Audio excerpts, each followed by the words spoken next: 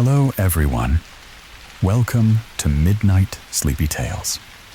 Before the story begins, make sure to like the video and subscribe to the channel. Let me know in the comments where you're watching from and what time it is there. Now, get cozy and close your eyes. I don't talk about this often. Not because I'm afraid people won't believe me, though that's certainly part of it, but because every time I do, I start to feel it all over again.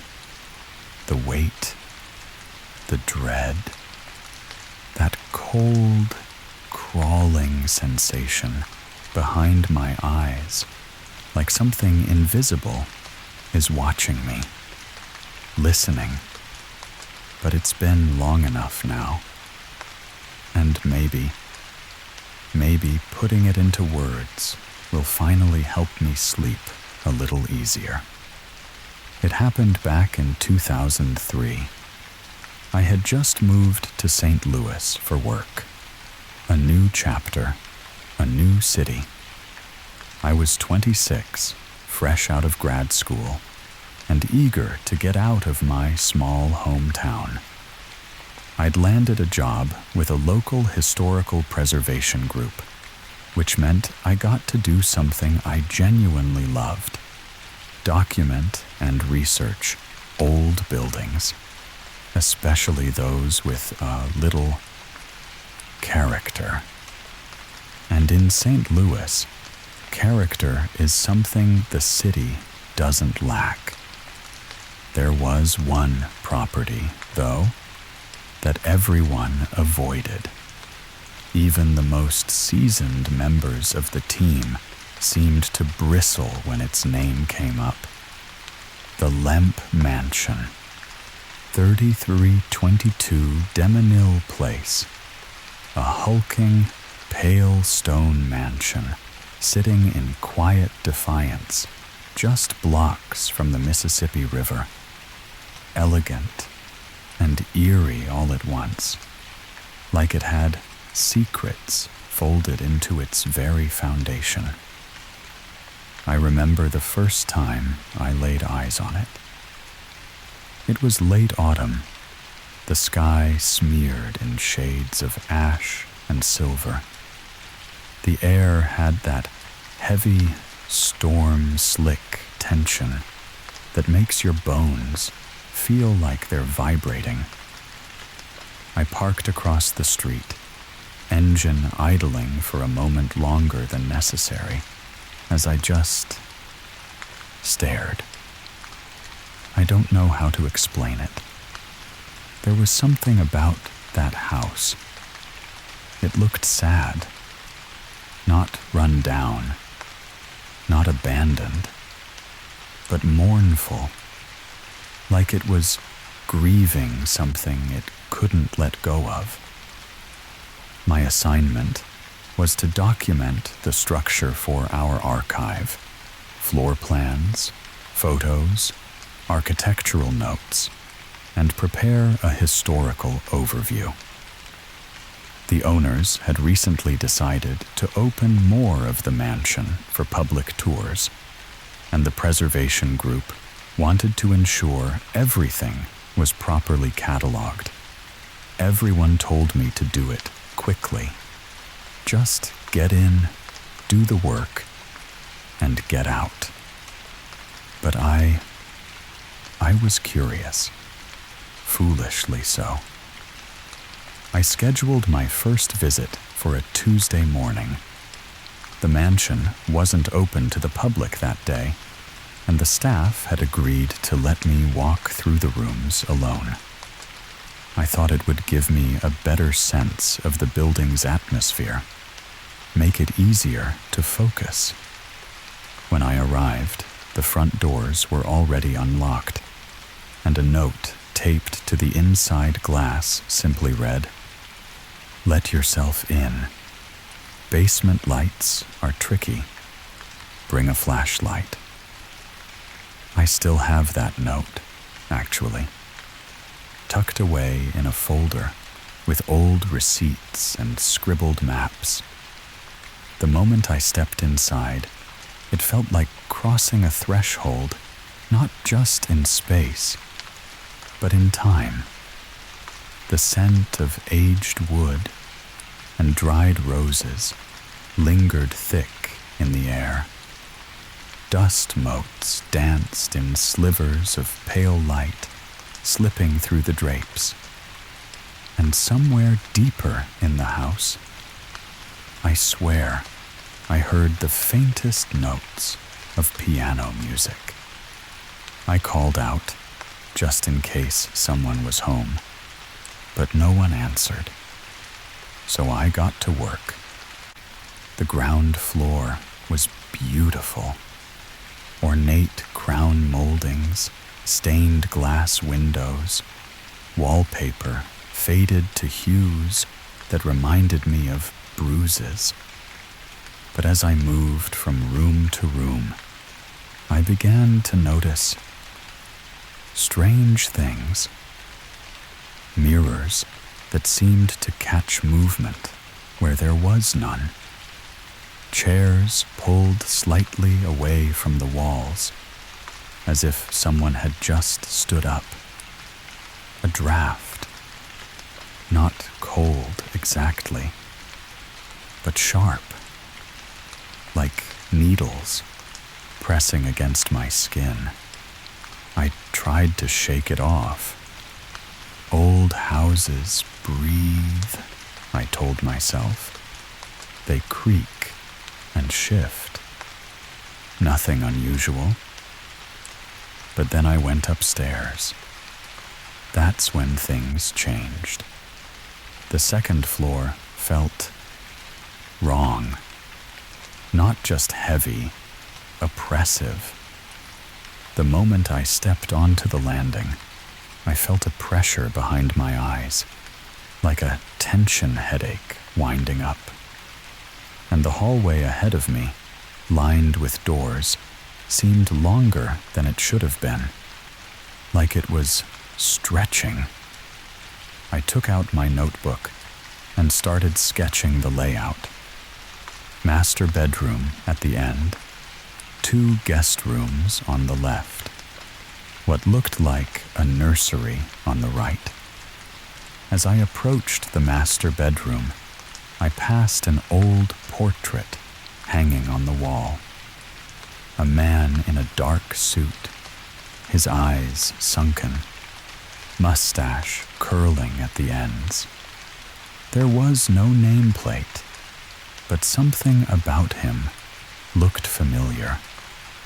I later learned it was Charles Lemp, the last of the family to live and die in the house. Shot himself in the head in that very room. 1949. I didn't know that then, but standing outside that bedroom door, I felt something. A stillness so deep it made my ears ring. I turned the knob, slowly, carefully, and stepped inside. The room was drenched in amber light from a single curtain pulled slightly open. Everything was covered in a faint layer of dust, except the bed. The comforter looked recently disturbed, wrinkled in the middle, like someone had just sat on it. I didn't want to get closer. I should have left right then, but something made me walk toward the bed. That's when I saw the bullet hole. It was small, nearly invisible, but just above the headboard, in the plaster wall. There it was, a dark circle, silent, accusing, and under it, an old iron radiator, humming softly, even though the heating system hadn't been functional for years. I stepped back. Suddenly, it was hard to breathe. My throat tightened, and I felt a sharp jolt of pain in my chest. Not physical, something else. Something I couldn't name. And then I heard it. A whisper. Just one word. Leave. Soft. Breathy. But unmistakable. I froze. I thought maybe I'd imagined it. Some trick of the house or my mind. But then something brushed past my arm. I turned, heart thundering. There was no one there. But the air had changed. Heavier. Charged. And the bed, the indent in the comforter, was gone. Flattened, like it had never been disturbed. I didn't run. Not then. I wish I had. But some stubborn part of me needed to understand what was happening, to finish what I'd come there to do. So I went to the basement next, and that's where everything started to unravel. The door to the basement was tucked behind the old dining room, half hidden beneath the shadow of a grand staircase that groaned like it remembered every step ever taken on it. I hesitated at the threshold, flashlight in hand. The switch on the wall did nothing, just a soft click and the smell of old dust. The light bulbs strung along the stairs looked ancient, their filaments dangling like spider legs. I started down. Each step creaked beneath my weight. Slow, hollow, as if the house itself was listening. The basement was darker than I expected. Not just unlit, but dense, like the darkness had weight. My flashlight beam flickered briefly as I reached the bottom. I tapped it, cursed under my breath. Then it steadied. The air was damp, cold, and the smell, God, the smell was thick and sour. Not rot, not exactly. More like mildew or old stone soaked in grief. The space opened into a low-ceilinged room, lined with crumbling brick and rusted pipes. I swept the light across the room slowly.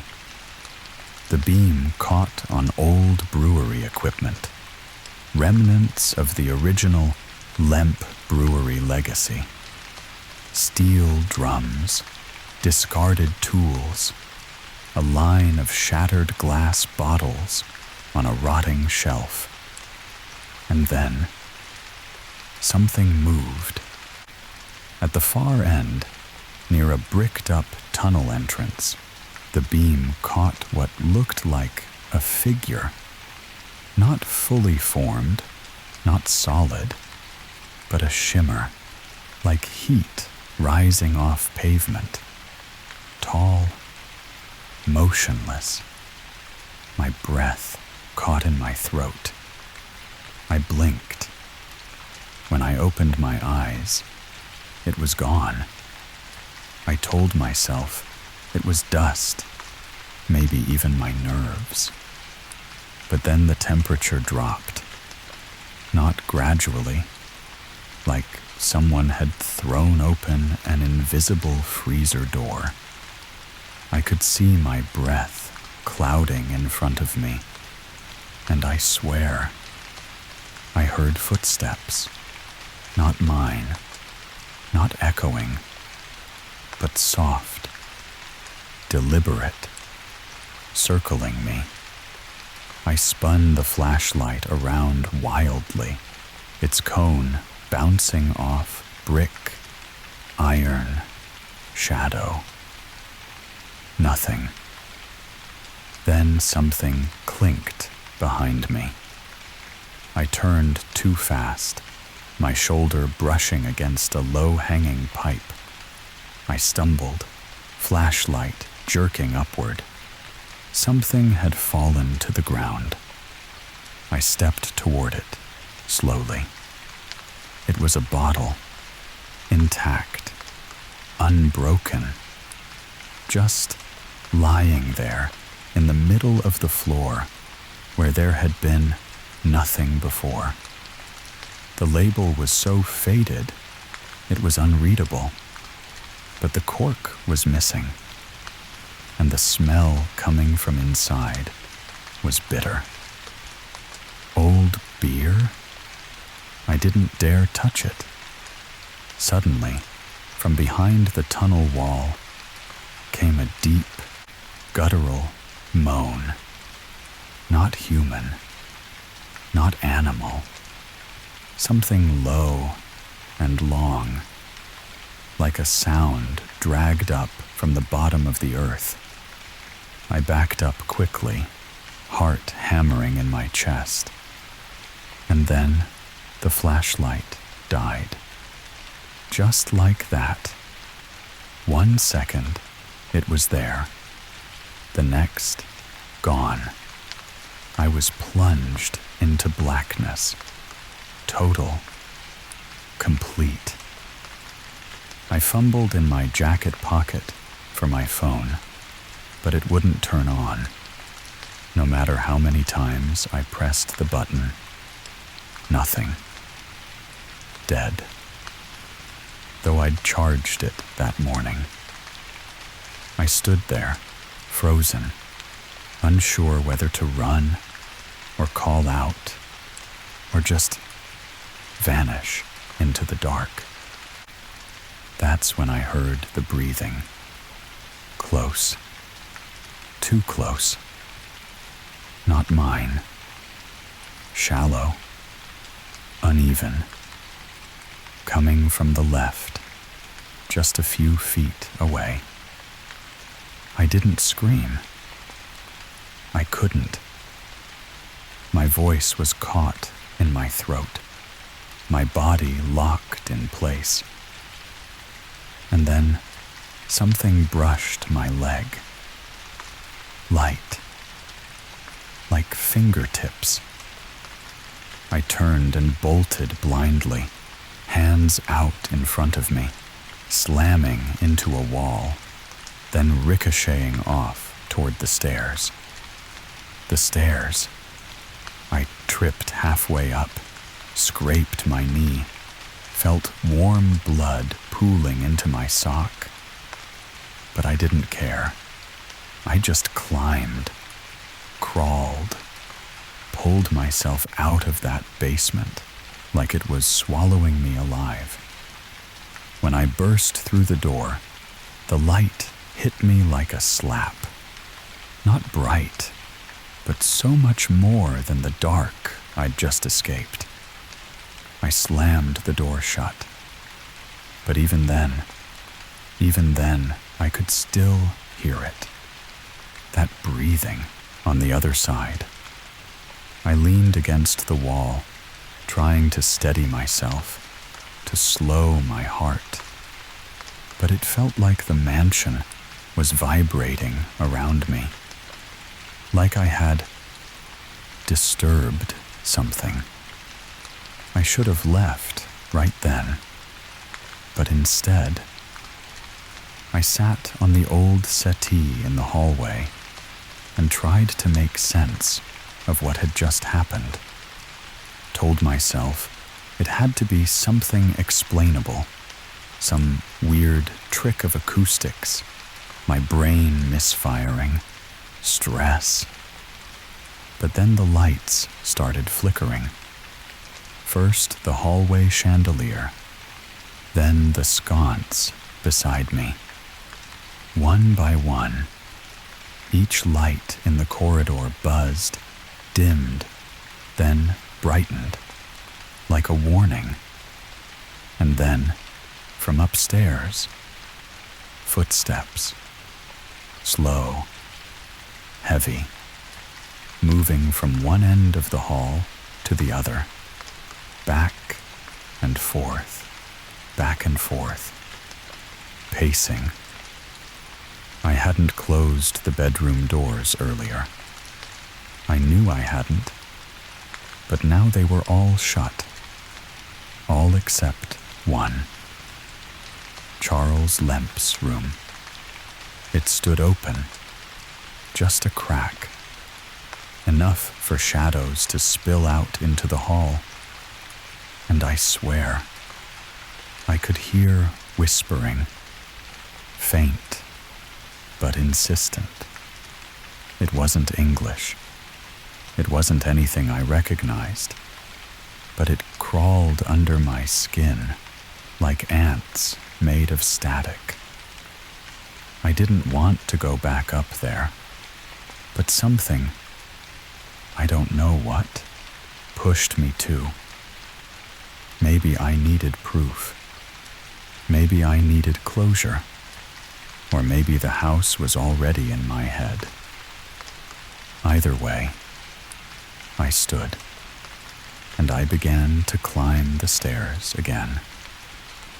Each step I took back up that staircase felt heavier than the last, like the house itself didn't want me to return, but also needed me to. I could still hear the whispering, faint, but continuous, like it was drifting between the cracks in the walls, or maybe inside them.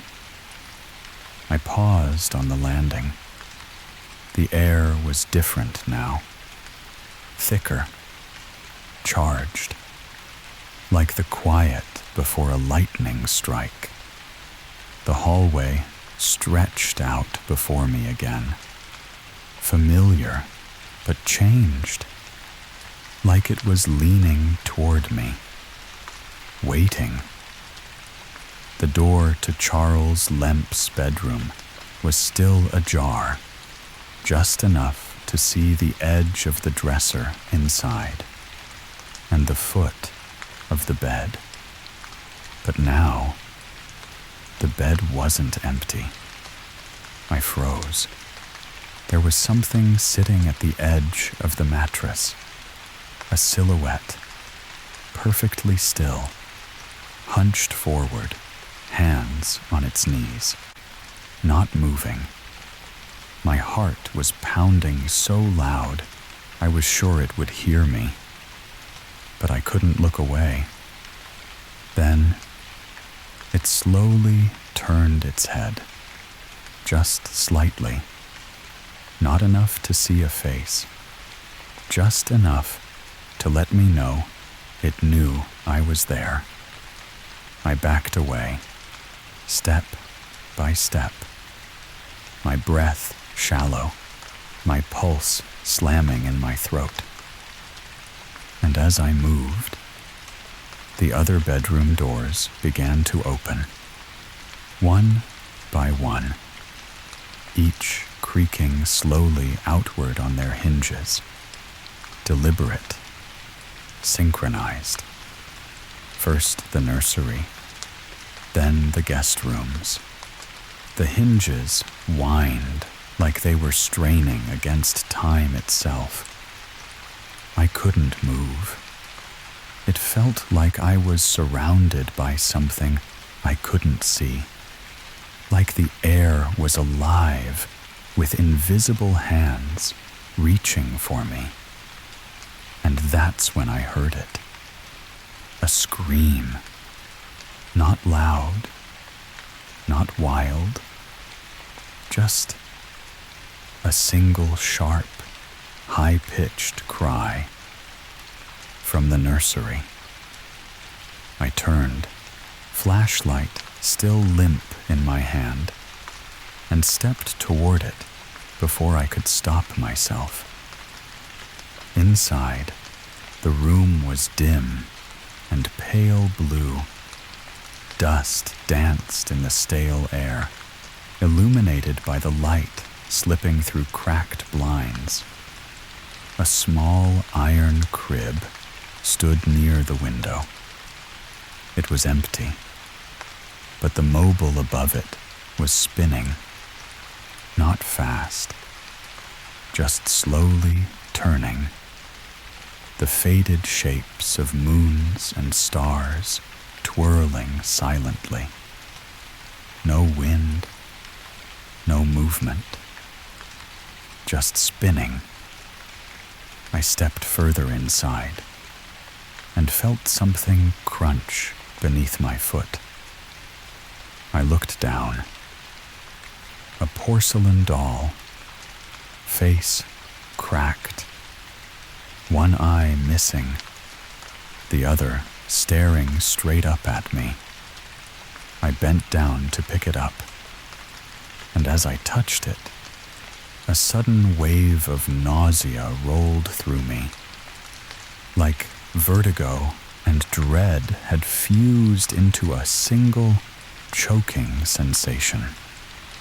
The whispering returned, louder now, but closer, much closer. It was coming from behind me. I turned. There, in the reflection of the nursery mirror, an old, oval thing with a tarnished brass frame. I saw her, a woman, standing just behind me, pale dress, hair pinned up in a style from another century. Her face was hollow, lips parted, eyes wide and glassy. She looked like she was screaming, but no sound came out. I spun around. The room was empty, but when I looked back into the mirror, she was still there, now closer, and then she reached out. I felt it, cold fingers on my shoulder. I screamed, finally, actually screamed, and stumbled backward into the crib. It tipped, clattered to the floor, the mobile spinning violently now. I ran, out of the nursery, down the hallway, past Charles Lemp's room, the door now wide open. The figure on the bed was gone, but the whispering, it followed me, all the way down the stairs, all the way to the front door, and just as I reached for the handle, it slammed shut on its own, hard. The house vibrated with the force of it, like it had taken a breath and now refused to exhale. I stood there, hand trembling on the doorknob, until the whispers faded, replaced by music, soft, piano. Somewhere in the house, someone was playing again. The same melody I'd heard when I first arrived. Low, melancholic. It was beautiful, and so wrong. I turned the knob again. This time, it opened. Outside, the air was cool, quiet. The world still existed, somehow. I stumbled to my car, knees weak, hands shaking. I didn't even look back at the mansion, not once. But as I pulled away from the curb, I saw movement in the upstairs window. A figure, just standing there, watching me go. And I knew then. I hadn't imagined it. Any of it. That house. It wanted something. And it wasn't finished with me yet. Because that night, when I tried to sleep, the whispering followed me home.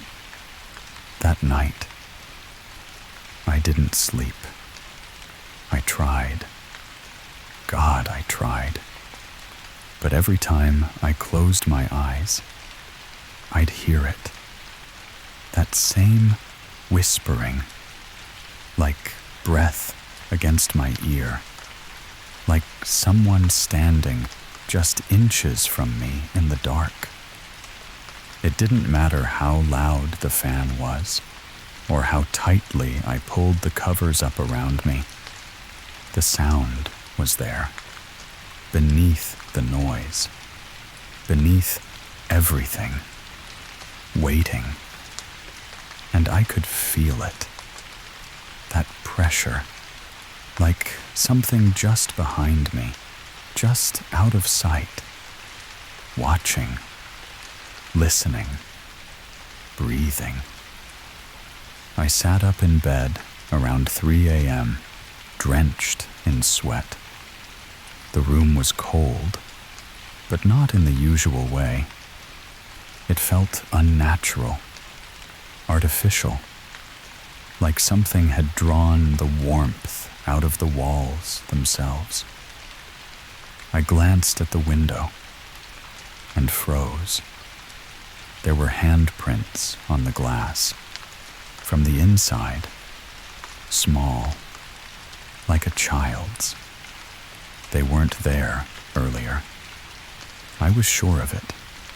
I'd cleaned that window a few days before, but now, in the soft glow of the street light outside, I could see them clearly.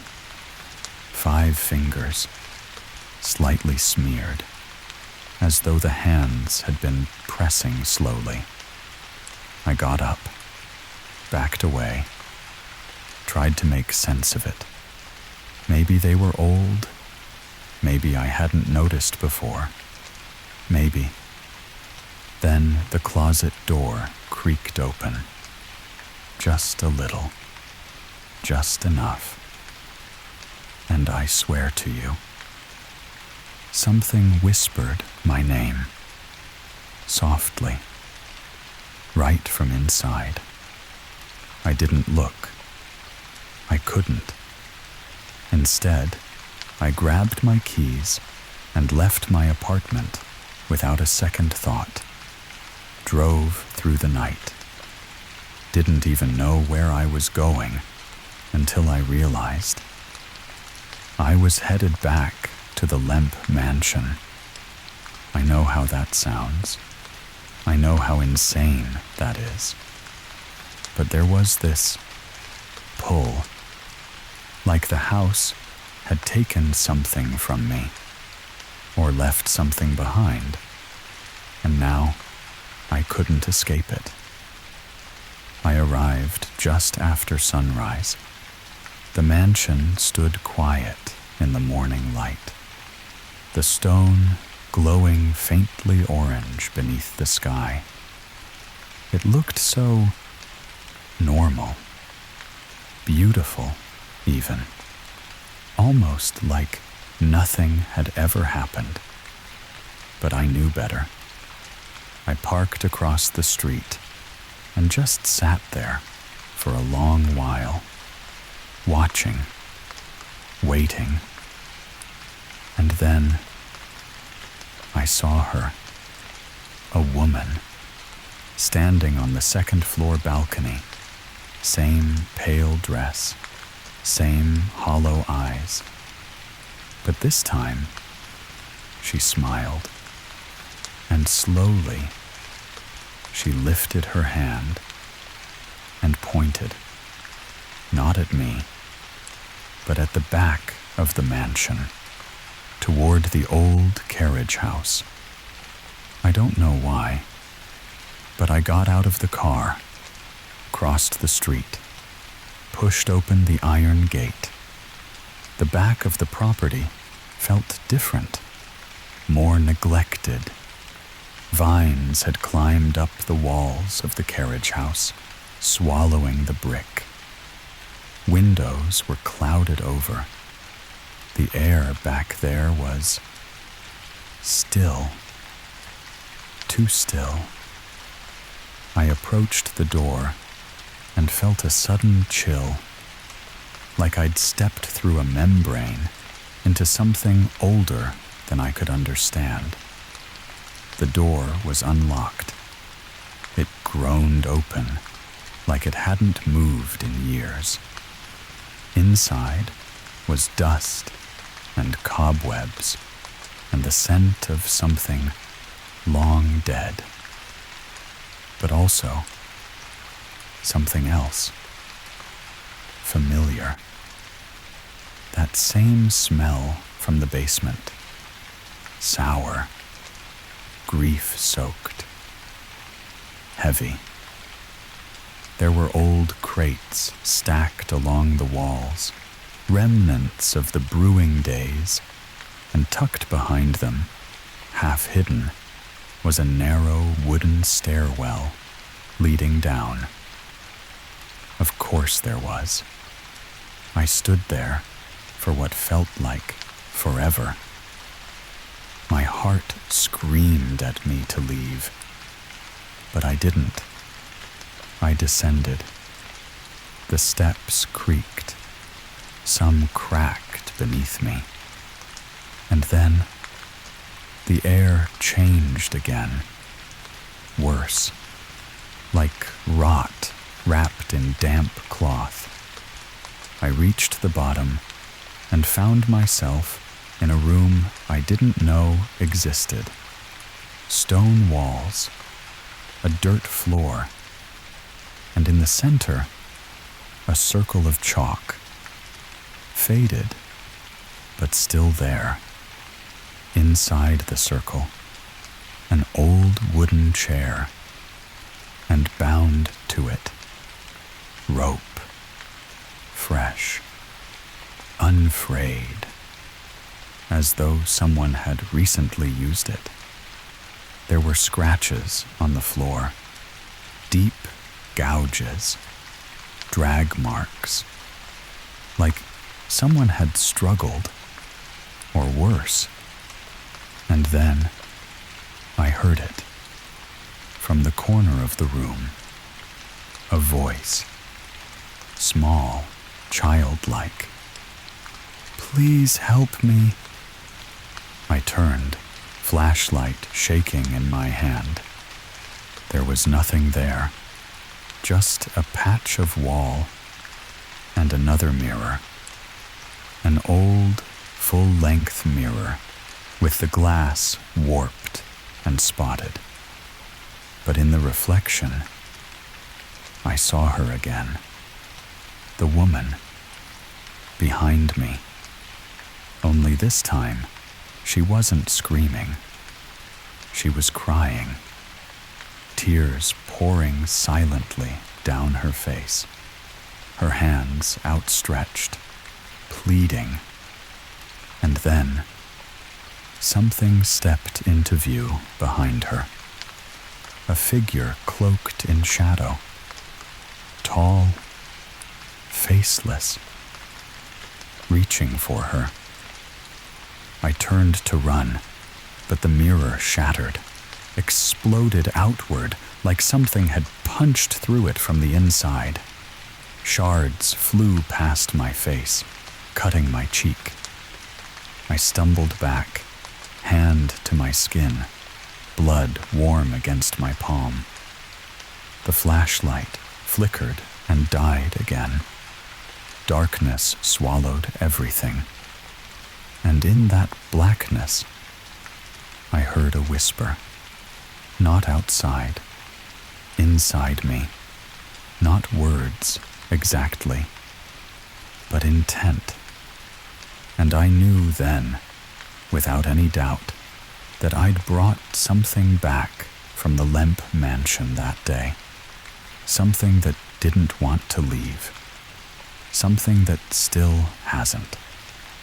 Because even now, even as I tell you this, I can feel it, watching me from the corner of the room, waiting. For what? I still don't know. I didn't even remember climbing the stairs back out of that basement.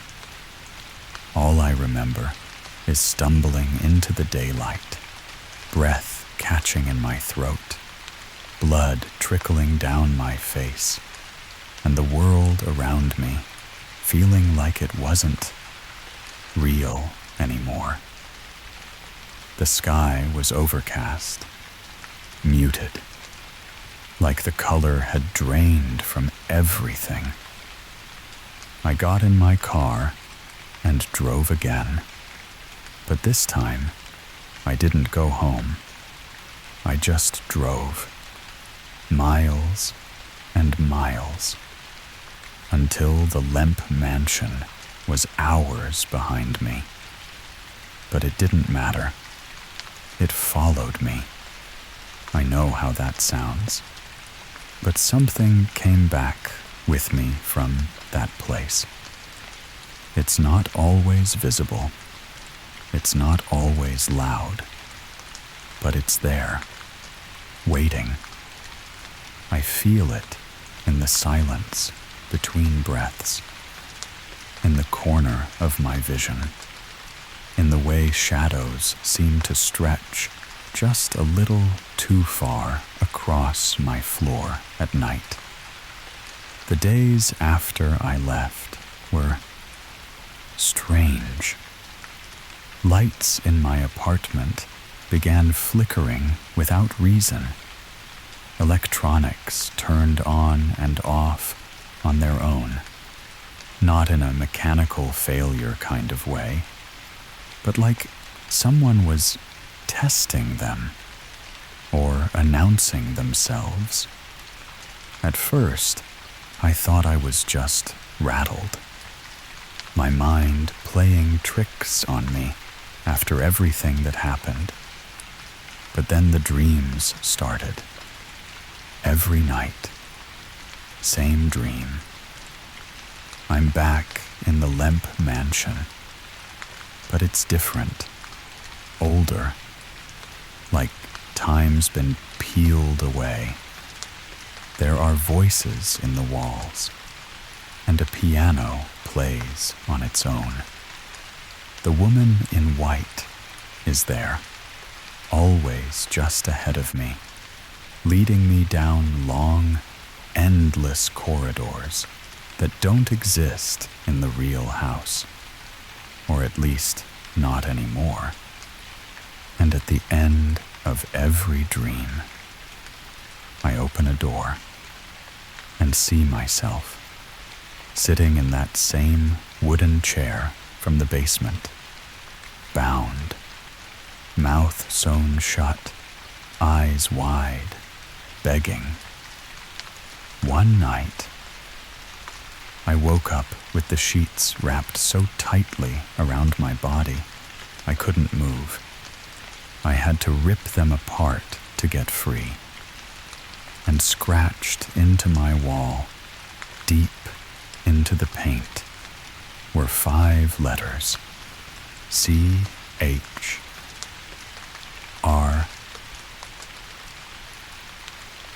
It stopped there, like something had been interrupted or changed its mind. I stared at it for hours. Was it Charles? Was he trying to communicate? Or was he warning me? I started digging more into the Lemp family history, obsessively. I needed to understand what had happened, not just to me, but to them. And the more I learned, the worse it got. I found records suggesting that Charles Lemp had become increasingly paranoid in the final years of his life. He believed he was being followed by spirits, claimed he heard voices at night, saw figures in mirrors that weren't his own reflection. He lived alone in that house for years, with just a dog. And one day, without warning, he shot the dog, then himself. They found his body in the bedroom, a single bullet to the head. But here's what no one talks about. There was a second bullet hole in the wall. No explanation for it. Just there. Some say it was a mistake, that he misfired before pulling the fatal shot. But others believe he saw something in that room with him, something that terrified him enough to shoot at it before turning the gun on himself. It chills me to say this, but I believe him, because now I see it too. Not clearly, never directly, but reflections, distortions in glass, whispers that know things about me I've never said aloud. I stopped sleeping entirely after a while. There was one night. I was lying in bed, eyes wide open, the room completely dark, and I felt it. The mattress shifted, weight slowly pressing down near my feet, like someone had just sat on the edge of the bed.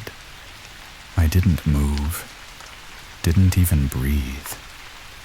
And then the sheets began to tighten again, like invisible hands were slowly pulling them up around me, wrapping me.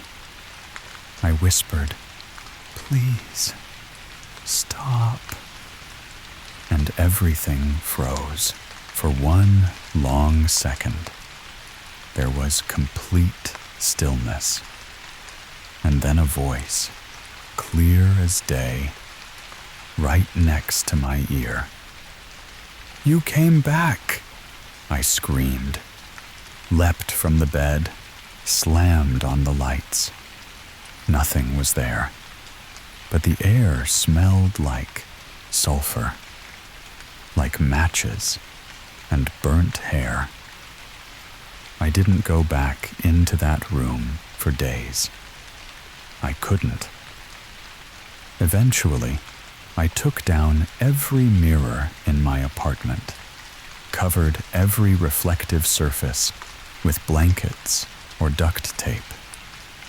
I stopped watching TV at night. The screen always seemed to flicker, even when it was off, always showing movement just behind me. And the whispers, they've changed. They're no longer just murmurs in the dark. Now they say things, personal things. They know names, places. They say my name. They say, "Charles brought you here." And worse, they say it's not over, that I need to go back, that the house is waiting for me, calling me. And some nights, I swear, I almost do.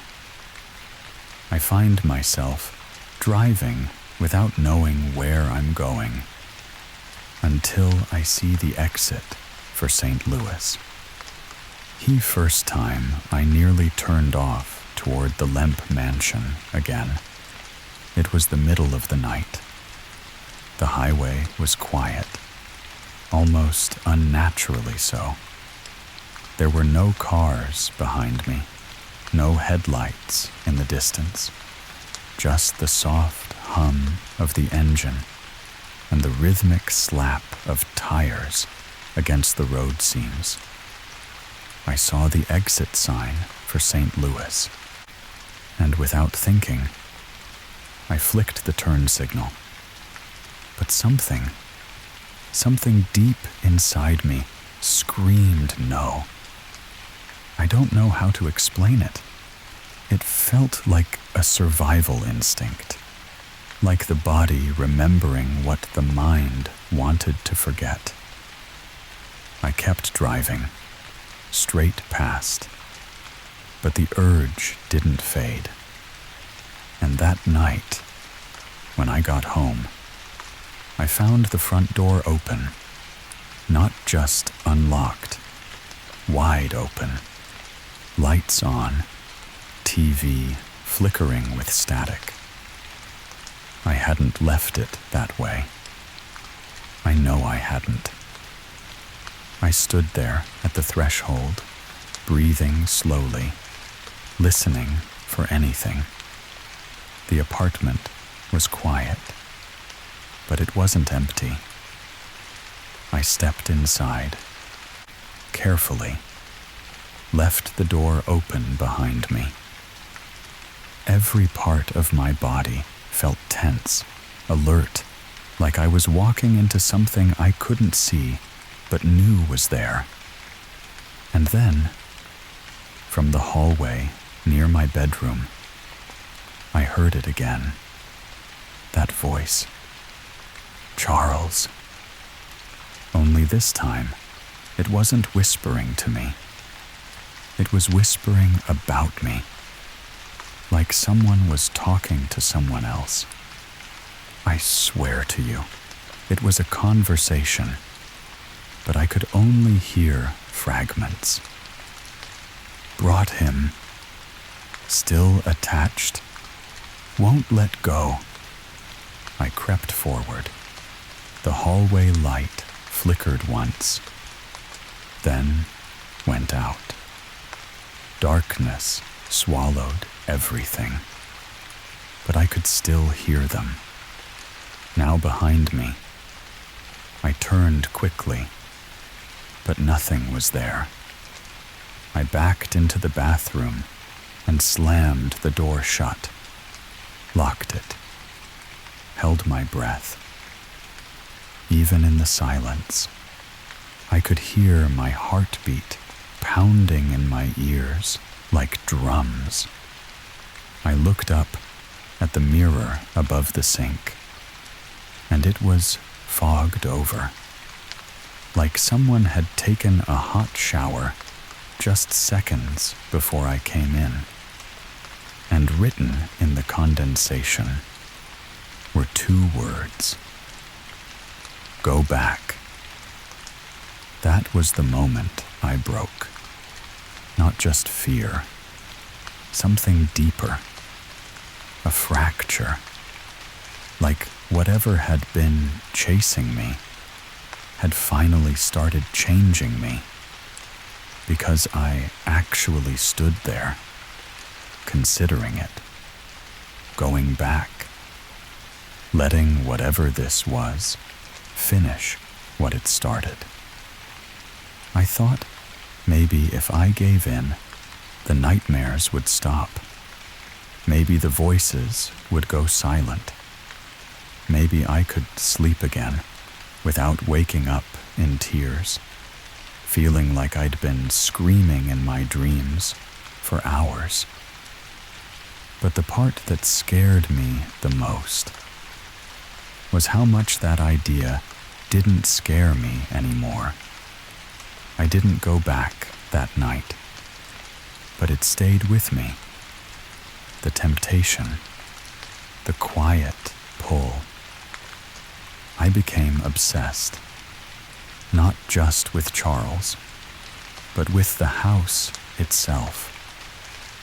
I went down rabbit holes online, found scanned blueprints, old photos, hidden blogs from amateur investigators and psychic mediums who claimed the property had spiritual fractures, cracks between worlds.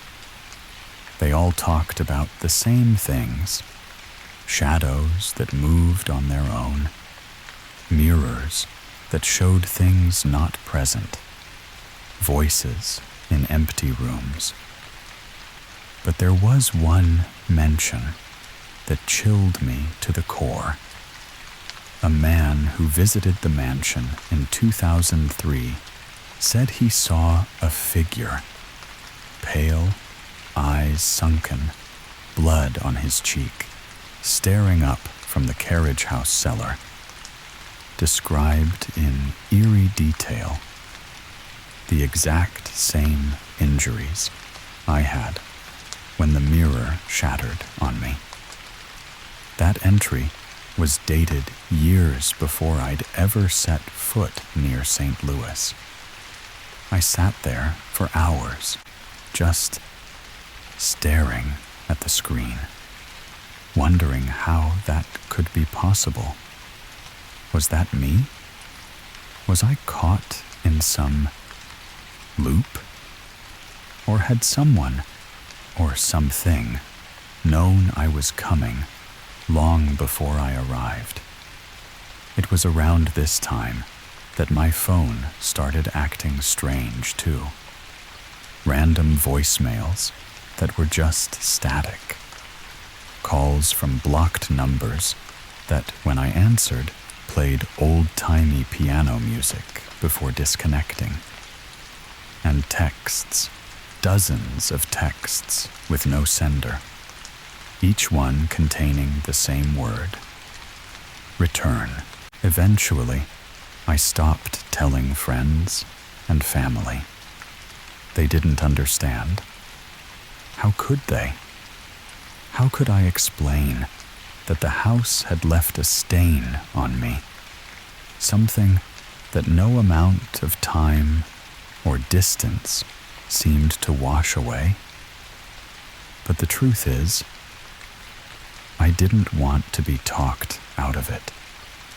Not anymore. Something inside me had changed. And late one night, I made my decision.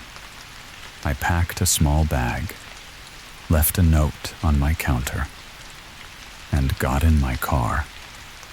The road back to St. Louis was quiet.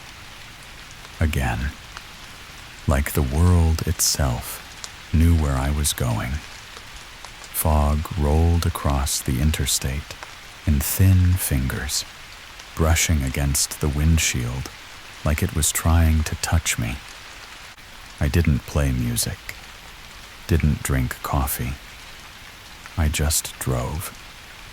Headlights cutting through a darkness that felt older than time. When I finally arrived, it was nearly 2 a.m.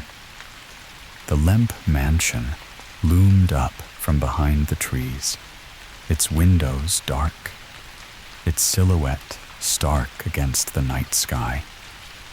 I parked around the side, near the old carriage house, the same place where this all started. And for a moment, just one moment, everything was silent, like the world had paused, inhaled, waiting to see what I would do next. I stepped out of the car, closed the door behind me, and walked toward the gate. The gate was still broken, just like before, hanging lopsided on rusted hinges, the lock missing, chain dangling like a forgotten warning. I stepped through it, the gravel crunching softly beneath my feet. The house towered above me, silent, but awake. I could feel it, that thick, invisible pressure in the air, like walking into a cathedral of sorrow. Every window was dark, But I knew I wasn't alone. I didn't knock. I didn't announce myself. I just went straight to the carriage house. The door creaked open without resistance, same as it had before. The air inside was stale, cold, damp, with the scent of old stone and mildew. I could still see the faint outline of where the mirror had once stood. The shards were gone, swept up, I guessed. But the memory of the glass in my face, the voice whispering through my blood, that was still here. I approached the trap door slowly. There was a moment, just before I touched the handle, where I saw something out of the corner of my eye. Movement. A figure, standing at the far end of the room. Tall, still, watching. But when I turned, there was nothing there. Just shadows and silence. The handle was colder than I remembered, like ice. I lifted the trap door and stared into the blackness below. The wooden stairs groaned as I descended.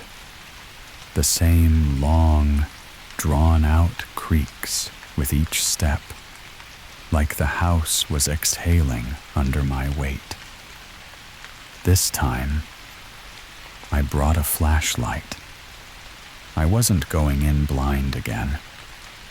But even with the beam cutting through the dark, it didn't feel like enough.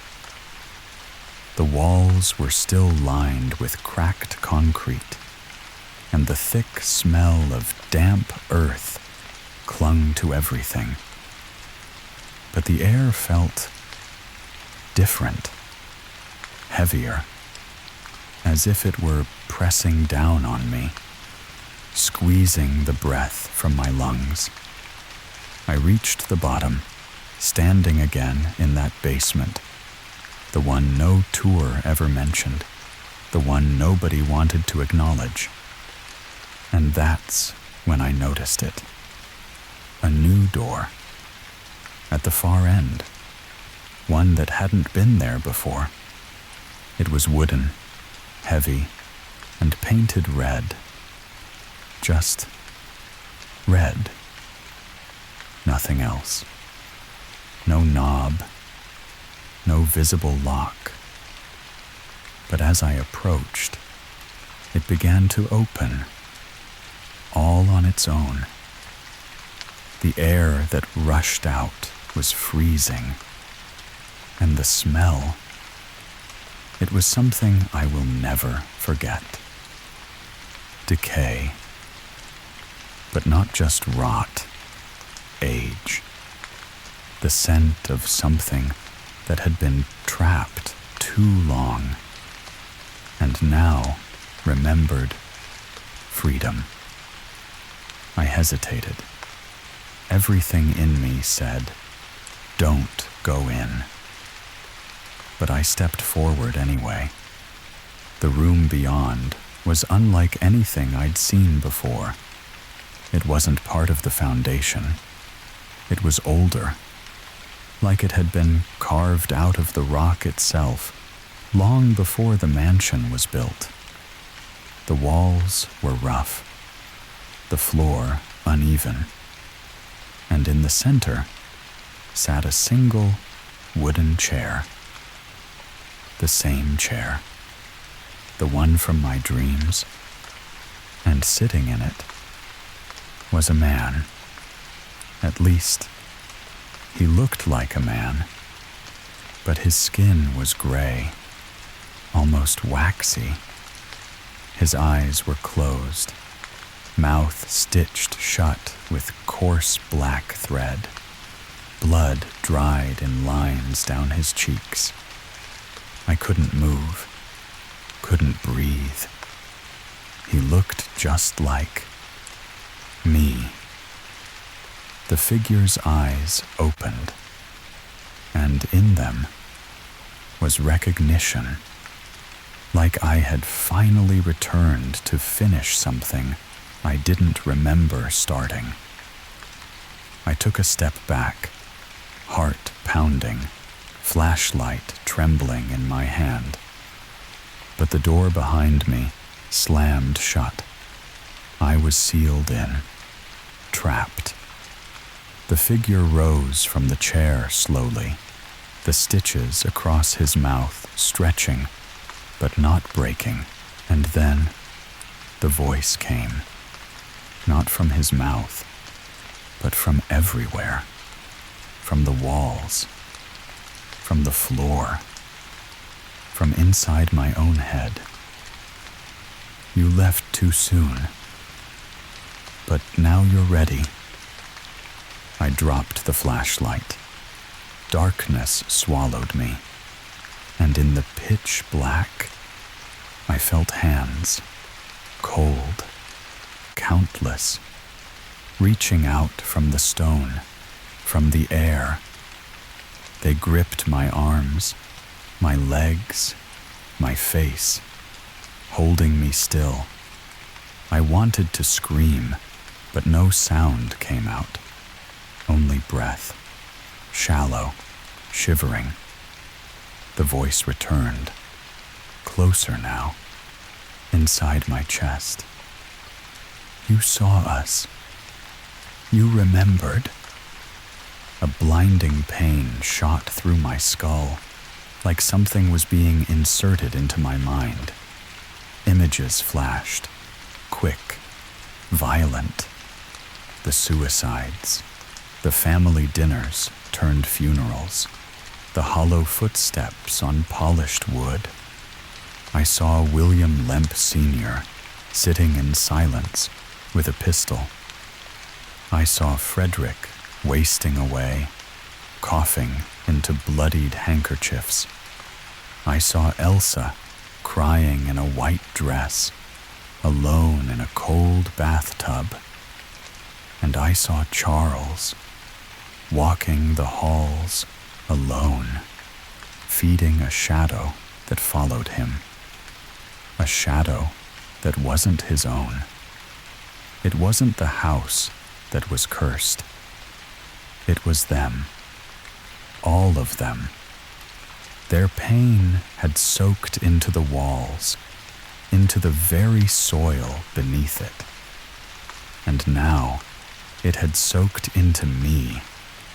I was no longer just a visitor. I was part of the story now, a chapter they hadn't finished writing.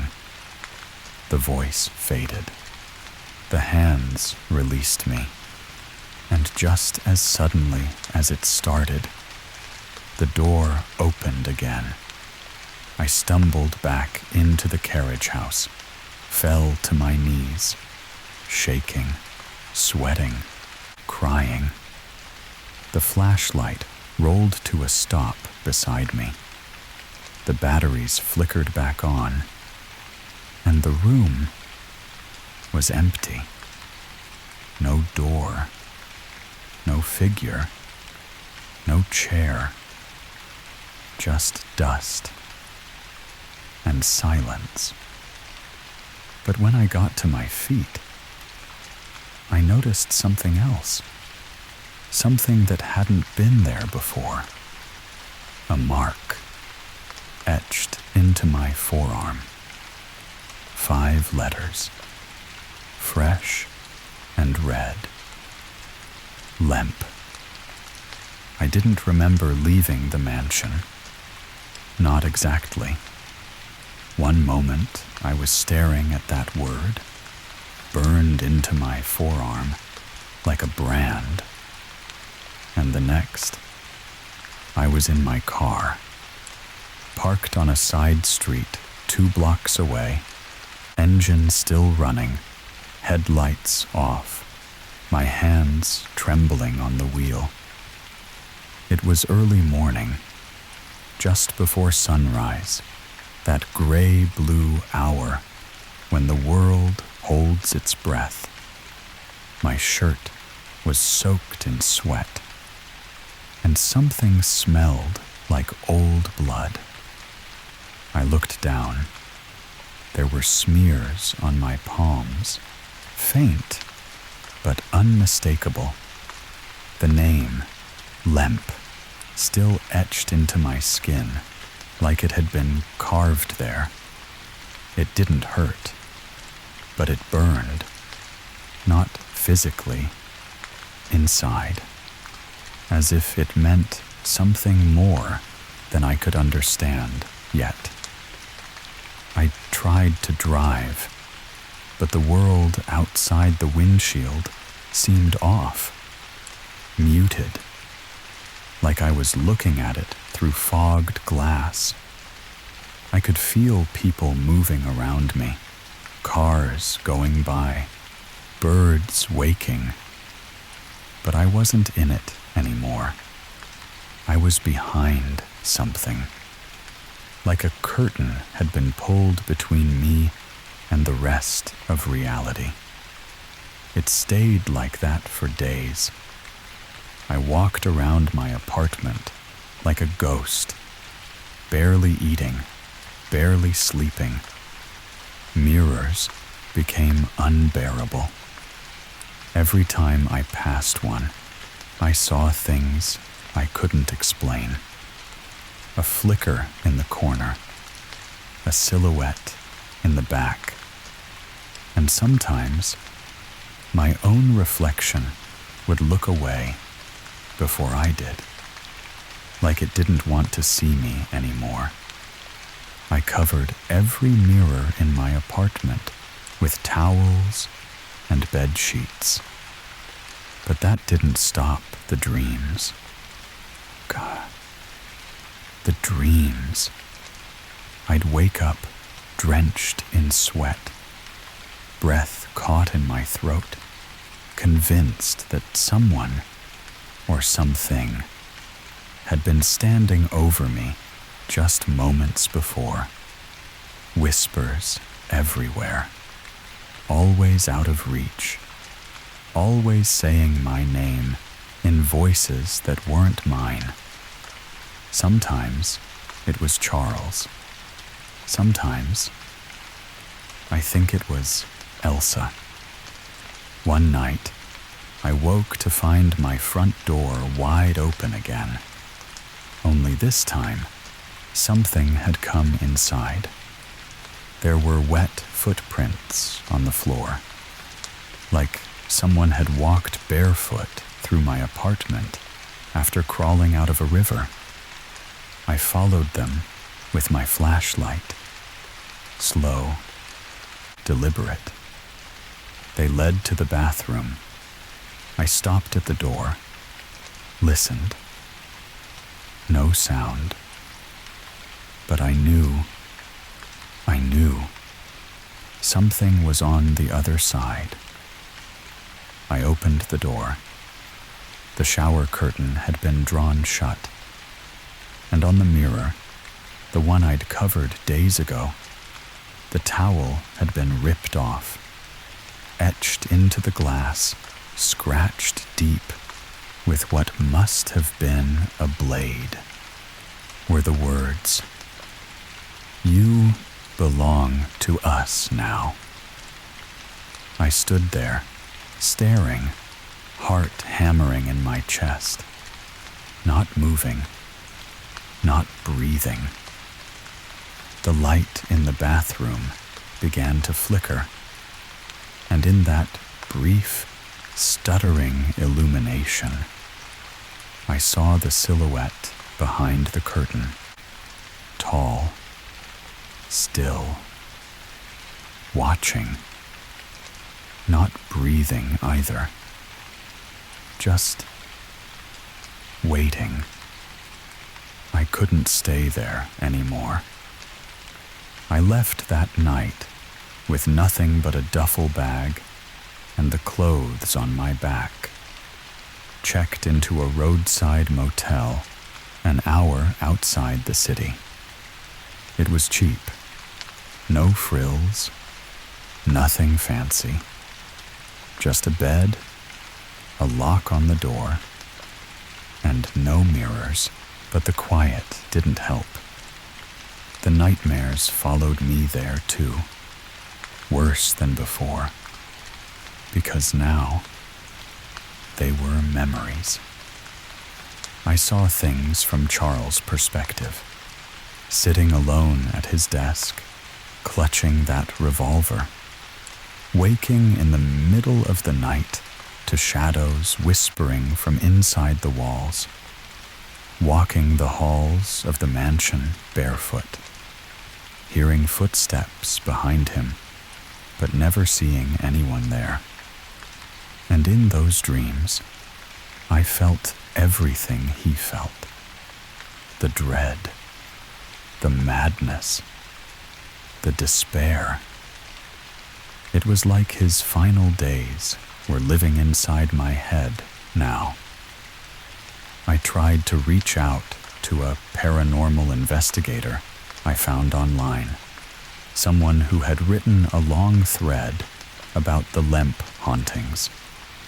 He agreed to meet with me in person at a diner halfway between St. Louis and my motel. I told him everything, or as much as I thought he'd believe. And you know what he did? He slid a napkin across the table, drew a crude version of the Lemp family crest. Then he said, "You're not haunted, my friend. You've been adopted." I just stared at him, not understanding. He explained it like this: there are spirits that haunt people, and then there are families that extend beyond the grave. The Lemp bloodline, according to him, had been trying for decades to keep itself alive in some way. And when the last known heir died, something changed. They started attaching to outsiders, visitors, people who wandered too deep into their past, too close to the pain. People like me. The investigator warned me. The more I returned, the tighter the bond would become. They chose me. And now, unless I did something drastic, I'd never be free again.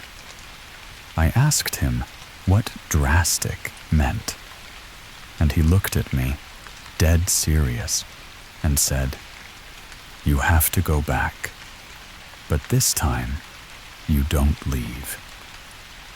I stared at him, not even sure I heard him right. Go back, and don't leave? The way he said it, like it wasn't a suggestion, but a sentence, like he was telling me the only path left to walk. I asked him if he was serious. He just nodded, slow, his eyes never leaving mine. "You've been claimed," he said. "They don't want you dead. Not exactly. They want you with them." The coffee in my hands had gone cold. I hadn't taken a sip. He slid a small object across the table, a tiny silver pendant shaped like a cross, but not a Christian one. Older, rougher. He called it a protection token, said it might help, but only once, and only if I meant to face them head on. I didn't know what to say. What do you even do when someone tells you the dead have chosen you?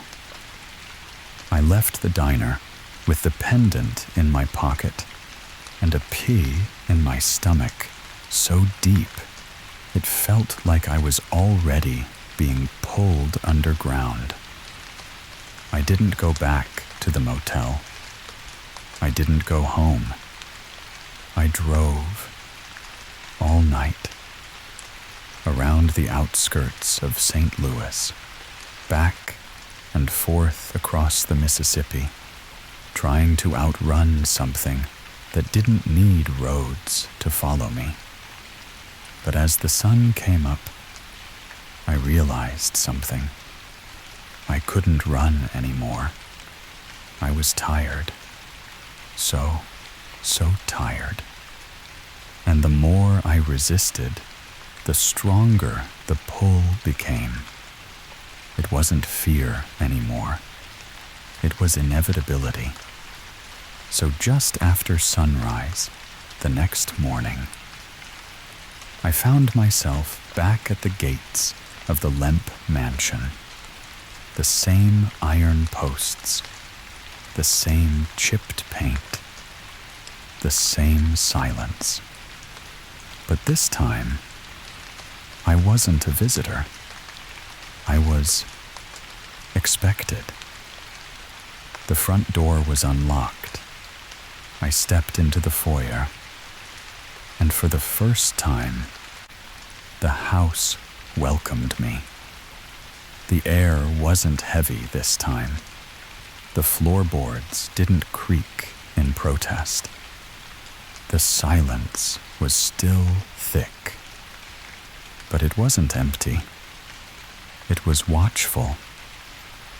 I moved through the house slowly, each step echoing softly, gently, like the mansion was guiding me, not resisting.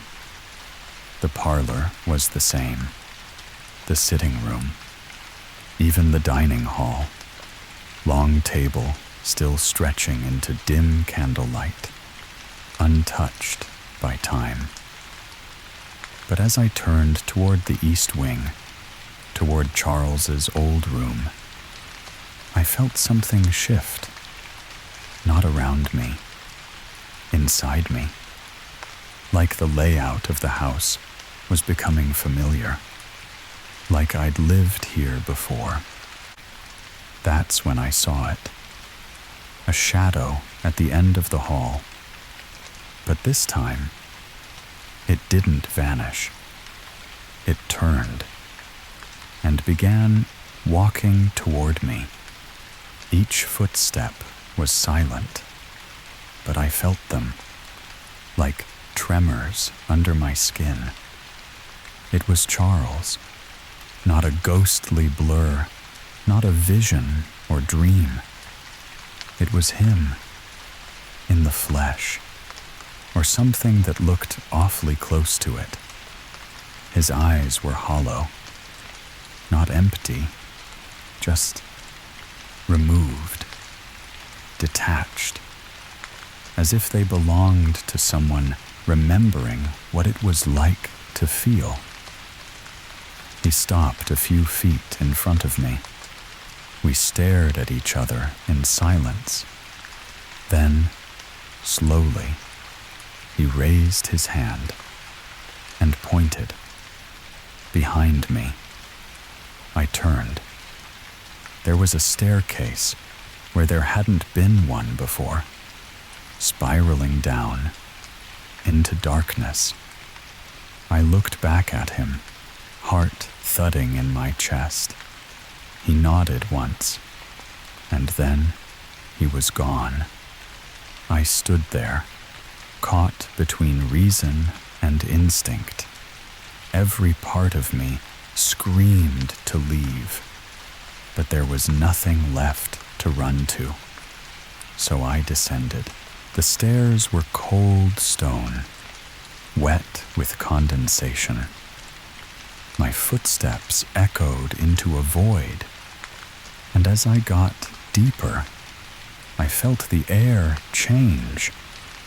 Heavier, yes, but full, like it was alive with something ancient, The staircase emptied into a chamber I'd never seen.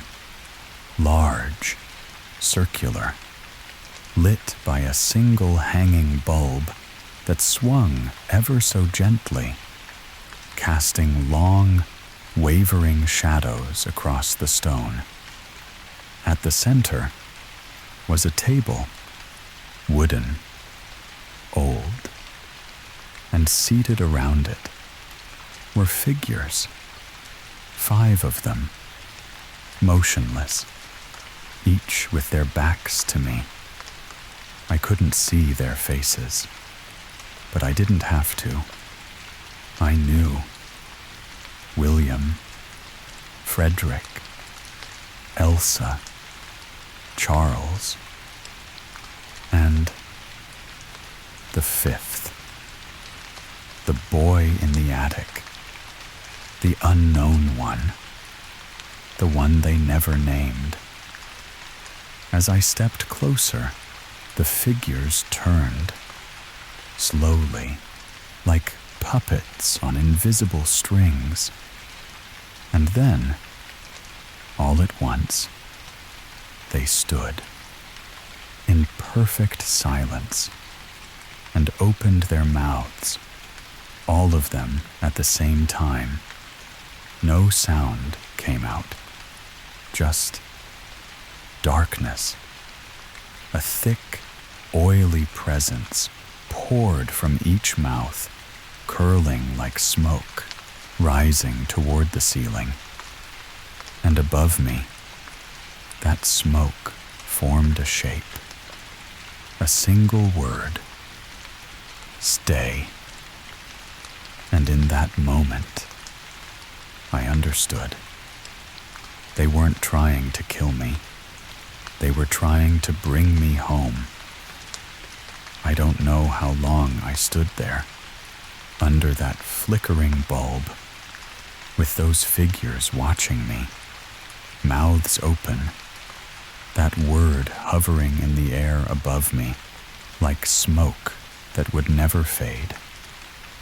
Stay. It wasn't just a command.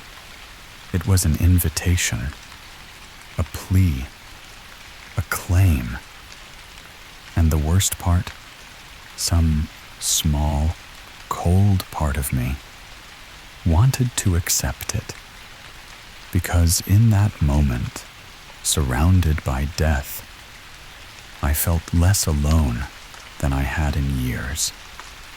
I wanted to speak, to say something, but my throat was tight. My lips wouldn't move. And then, the boy, the 5th figure, the one I could never quite name, he stepped forward. His face was smooth and pale and wrong, like it had been remembered, not born. He held something in his hand, a photograph. He reached out and gave it to me. It was old, yellowed, frayed at the corners. But when I looked closer, it was me, standing in the mansion's foyer. Only I was younger, much younger, maybe 6 or 7, holding the hand of a tall man whose face had been scratched out violently. Behind us, the same wallpaper, same chandelier, same soft blur in the corner where a shadow should be. But I'd never been here as a child. At least, not that I could remember. Still, the photo felt real. It smelled like old paper and dust and tears. And as I held it, a memory stirred, something ancient and half-buried. A woman's voice, whispering my name, soft, pained, familiar. I looked at the boy. He tilted his head, and in a voice that was not quite human, he said, "You left us behind."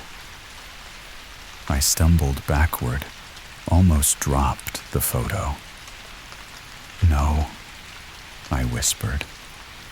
"I've never been here before. I swear." But my voice sounded small, thin, like I didn't believe myself.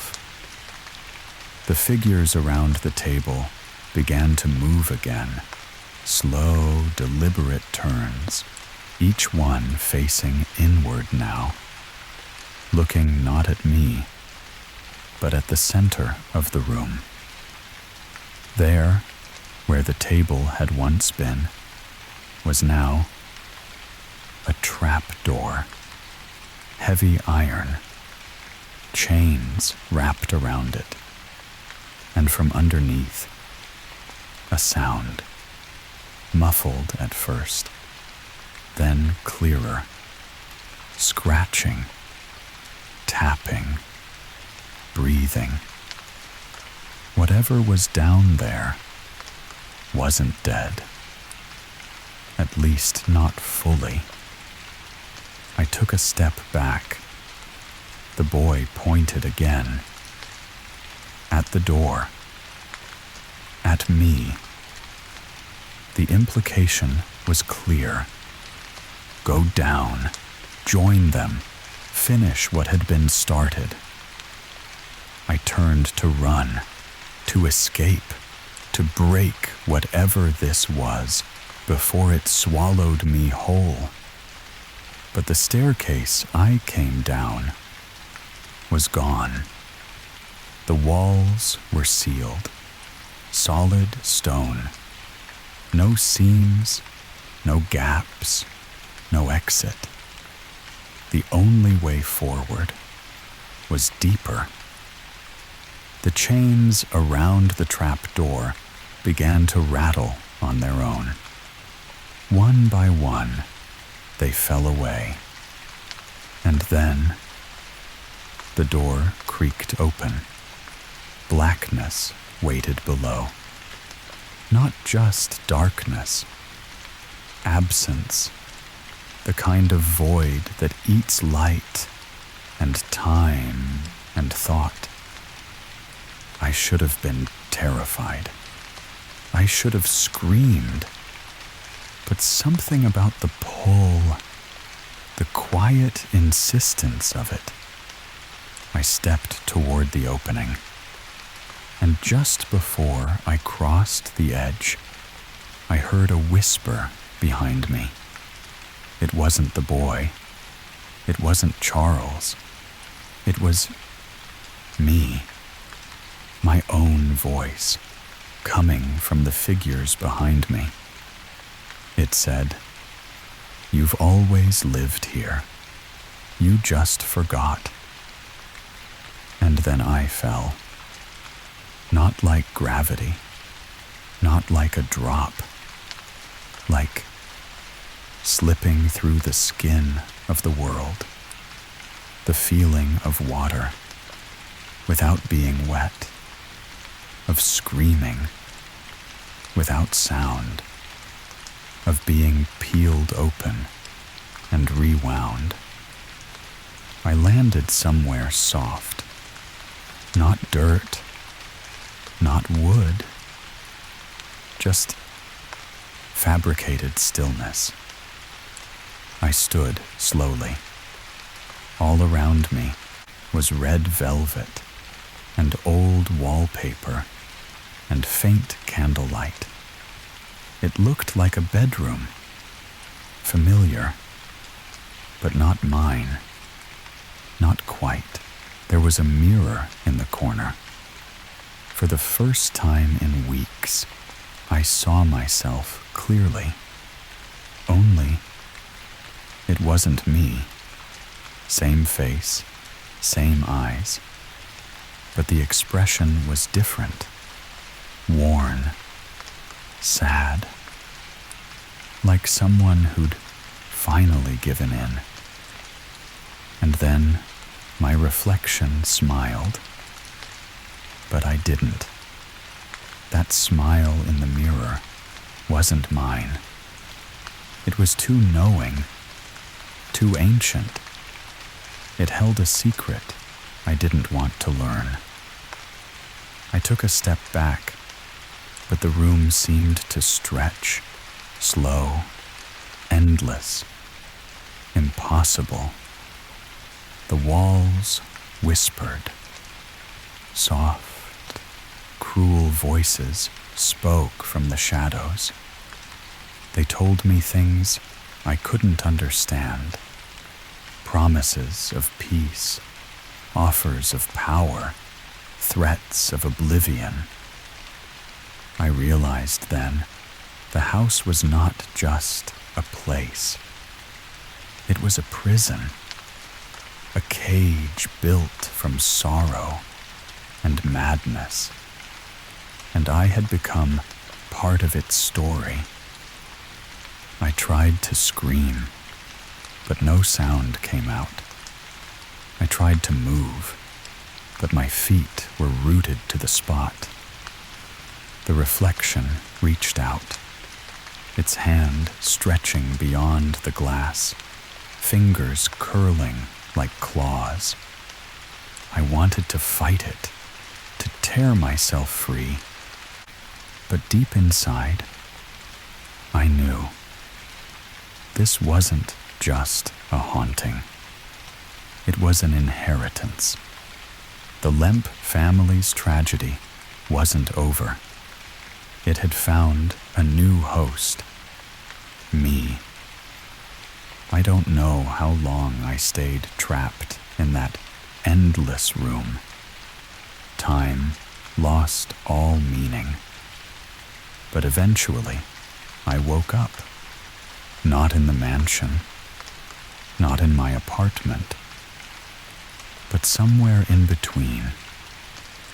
A place where the walls whispered and shadows breathed, where I carry the weight of the Lemp legacy with me. And every night, when the rain falls and the world grows quiet, I hear the soft tapping of footsteps behind me, the faint echo of a voice whispering my name, a reminder that some ghosts don't just haunt houses, they haunt you. And now, they never let go, they never let go, they never let go, they never let go, they never